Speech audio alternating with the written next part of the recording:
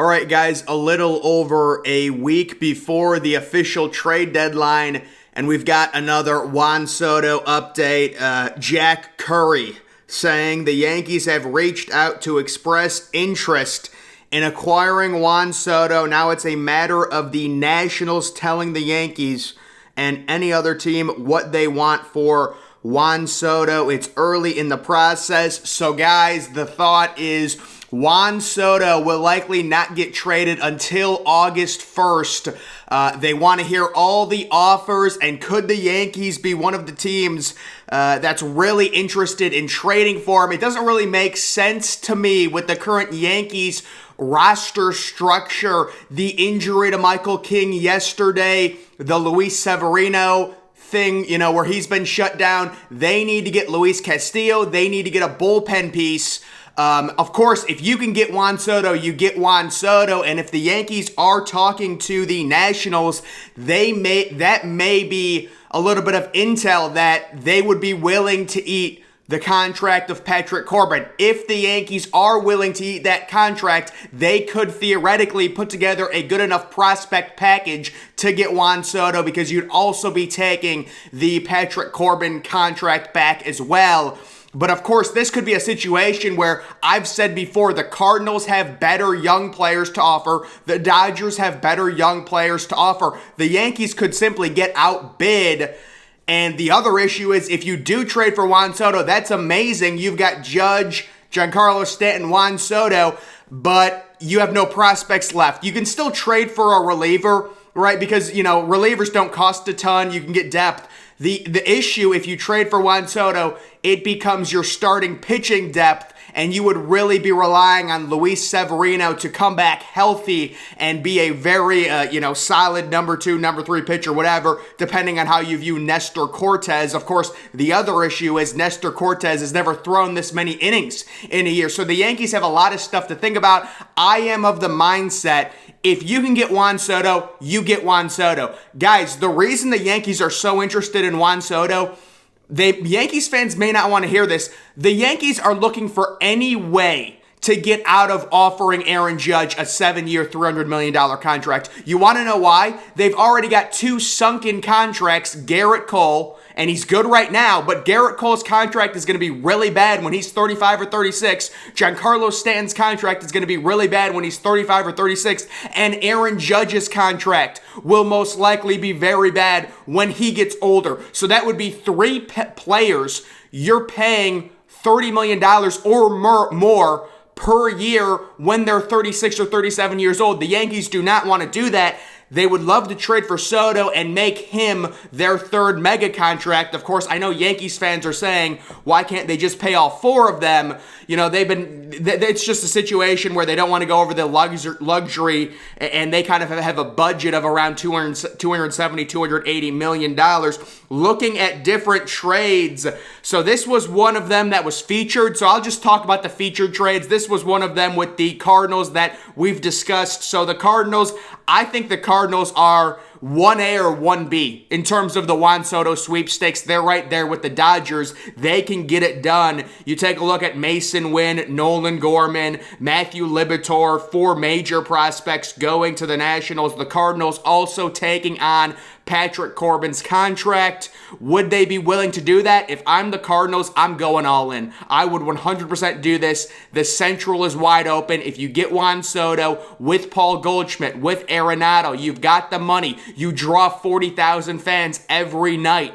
Now is the time to make a play, make something happen, and trade for a superstar. That's just my opinion. I know Cardinals fans love their prospects. They want a prospect hug. They don't want to give up Nolan Gorman. They don't want to give up Liberatore, Wynn, whatever. I understand it, but sometimes you just got to do it, and I would 100% do this if I was the Cardinals. That gives you a clear 3-year window, at least, starting with this year. You don't know how good Paul Goldschmidt's going to be in a few years when he gets older. This is your time. I would 100% do this deal if I was the... Of course, I wouldn't offer the deal right now. You got to start low and then see what other teams are offering. See, it's going to get bid up. So we will see. This is one with the Yankees. So I keep seeing people do this This includes Gleyber Torres, and then what is that, $20 million in cash? There's no way the Yankees would take on Patrick Corbin's contract and then also give the Nationals $20 million in cash. It would just be more prospects going to the Nationals. So that this trades like this make no sense. Also, Gleyber Torres, I'm not seeing the train of thought where the Nationals would really want Gleyber Torres. The problem with Gleyber Torres is he's going to be a free agent after next year. If you're the Nationals and you're going through a rebuild, you want young, controllable players that, in best case scenario, haven't even hit arbitration. Gleyber Torres has a year left on his deal after this year, so I don't think the Nationals would be very attracted trading for him. They could find a better prospect haul from the Mariners, from the Dodgers, from the Cardinals. That's an issue with that trade. This is the Yankees, so this is why the Yankees could still get bullpen help. Relievers, even if they're having a good year, they're so easy to trade for. You can trade lower tier prospects to get bullpen help. So theoretically, they could trade for Juan Soto and then also get one or two good bullpen pieces with the Michael King injury. Aroldis Chapman, he's obviously not good anymore. And then this one there's no way this is happening. So this is the Yankees taking on Steven Strasburg's full contract. Steven Strasburg has the worst contract in baseball. It's one of the worst contracts of all time. He's worth he's going to get $33 million each year for the next 5 years. He might not pitch again in the MLB. And I mean, if you're the Yankees, could you imagine if the Yankees just said, screw it, we'll have a $500 million payroll, and they took on Strasburg's contract? They wouldn't have to give up much. You could trade whatever. I don't think the Nationals would do this, though. Yeah. For the Nationals, it has to be attractive to get rid of Steven Strasburg's contract, but what's the point? If you're trading Juan Soto, you want an elite prospect haul back for him, and you wouldn't be getting that with it would be one good prospect, because that's how bad Steven Strasburg's contract is. I don't think they're really interested in trading Strasburg because they realize it's going to devalue Juan Soto so much because his contract is so bad. This is another one. Also includes Gleyber Torres and Joey Gallo. So, there's no Joey Gallo. Why would the Nationals want Joey Gallo? The Nationals, if they trade Juan Soto, they're going to want to lose the rest of the season, just tank, get a better draft pick, and Joey Gallo is going to be a free agent. Joey Gallo needs to be DFA'd or traded for a reliever if you're the Yankees. This is the bad trade of the day, so I like including these. So this is the Athletics trading for Juan Soto and Patrick Corbin's entire contract. So that makes sense. Also, Jordan Walker goes to the Nationals, so they get a top prospect.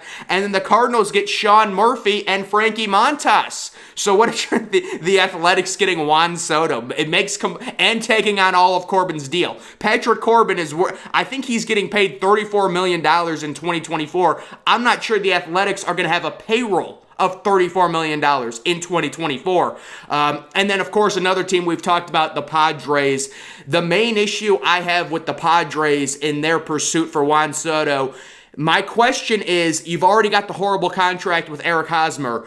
Would you be willing to take on another bad contract with Corbin? That's the one question. They certainly have. The Padres may have the best prospect haul possible with a future ace pitcher, Mackenzie. Well, actually, Mackenzie Gore's not even included in this deal. Yeah, see, they wouldn't want cash. You're not just going to... See, this trade has zero chance of happening. The Padres already have a horrible contract, Eric Hosmer. You're trading for another horrible contract, Corbin, and you're giving them where are you getting the money from? Where's the money coming from? So instead of the cash option, it would probably even be Mackenzie Gore. And if the Padres offer Mackenzie Gore, a future ace, C.J. Abrams, a franchise shortstop, and Robert Hassel III, a cornerstone outfielder, that's going to be very tough to beat. If I'm the Nationals and you can get rid of Corbin's deal while trading for those three prospects, this is why the Nationals are trading Juan Soto right now. The value is crazy. You're going to completely rebuild your farm system.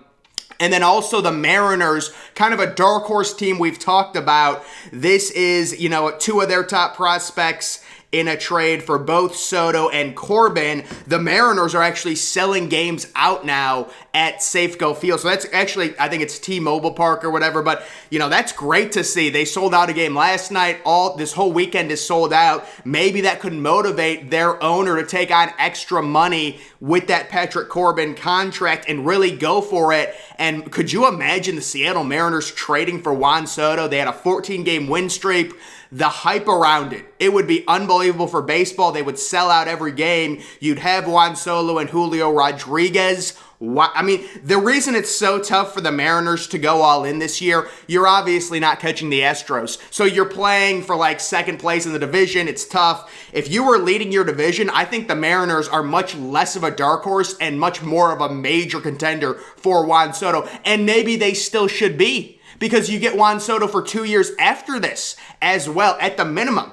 That's if you can't work out a longer term deal. So guys, overall, it will be. Also, this is there's no way the Nationals would trade Soto for just 3 prospects, but Dylan Carlson is worth a ton, apparently, 77.5, and you can see the Corbin deal really devalues it. And the trade lines up here with just 3 prospects from the Cardinals. Well, Carlson's not a prospect anymore, but he's a really young player going to the Nationals. I wanted to show that because it was just shocking. If I'm the Cardinals, I'd do that 100%. I know we all love our young players, but guys, the reports, there's a lot of teams in on Soto. It looks like the Yankees are in on him. My question is, how realistic is trading for Juan Soto if you are the Yankees? I understand you do not want to give Aaron Judge that contract. That's 3 bad contracts. If you give Juan Soto a major contract, that's fine, because Juan Soto's 23 years old. It's completely different than giving a 30-year-old a 7-year deal at around $35 million per year. So I know why the Yankees are motivated. If they do end up somehow getting Soto, the starting pitching depth becomes the major concern, and you would really be relying on Severino to come back healthy and pitch really well in the playoffs. Nestor Cortez as well. You don't know really. That's why I'm saying I think the Yankees are, if they make a big move, it's going to be for Luis Castillo, and then maybe some outfielder, lower tier outfielder. I don't think Ian Happ or anything like that, but that's just my opinion. We'll see. We're getting major updates. These are just mock trades. We're going through all the major contenders right now for Juan Soto. That's going to do it for this video, guys. Make sure you're following me on Twitter. Link to that's always in the description.